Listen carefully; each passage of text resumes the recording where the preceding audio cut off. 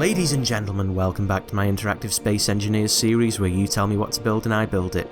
This week's suggestion comes from Kemylar, who requested a multi-crew gunship in Space Engineers, so here it is. This ship is heavily armoured, has multiple weapon systems, and is designed for fighting.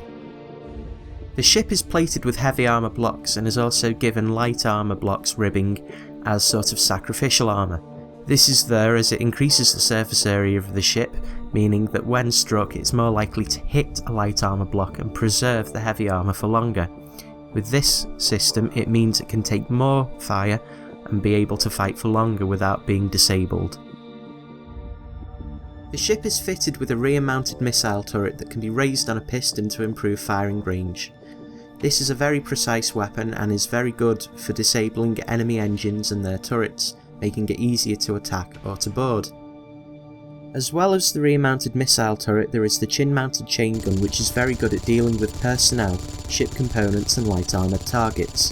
This is also controlled from the main cockpit area by the gunner. There are two rocket pods mounted on either side of the cockpit. These can be fired by the captain or the gunner, seeing as they can't be aimed independently of the rest of the ship. However, their high rate of fire make them incredibly effective at damaging or discouraging enemy targets.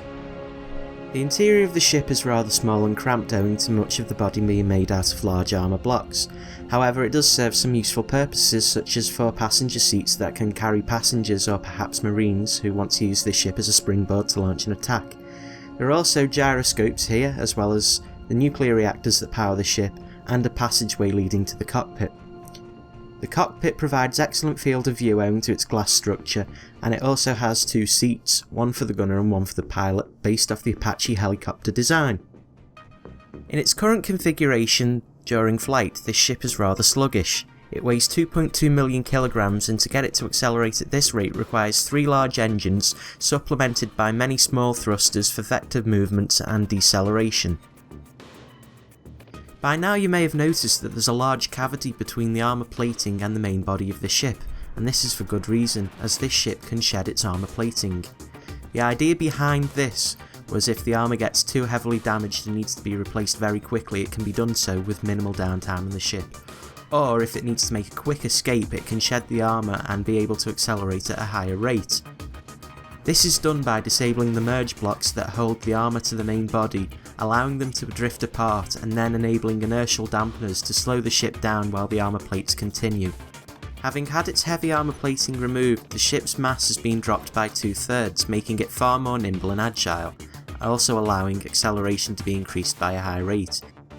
Jettisoning the armour blocks is all about trade-offs. On one hand you are far more agile and nimble, but at the same time you are more vulnerable to an attack, and are prone to being disabled by one well-placed shot, so choosing your moment to drop the armour is vital.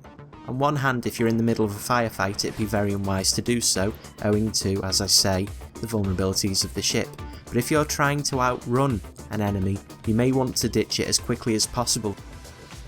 Let me know what you thought of this ship in the comments section below, and be sure to leave any suggestions for future improvements or future ships there too. If you enjoyed this video, be sure to leave a like, favourite, comment and subscribe, and I will see you next time.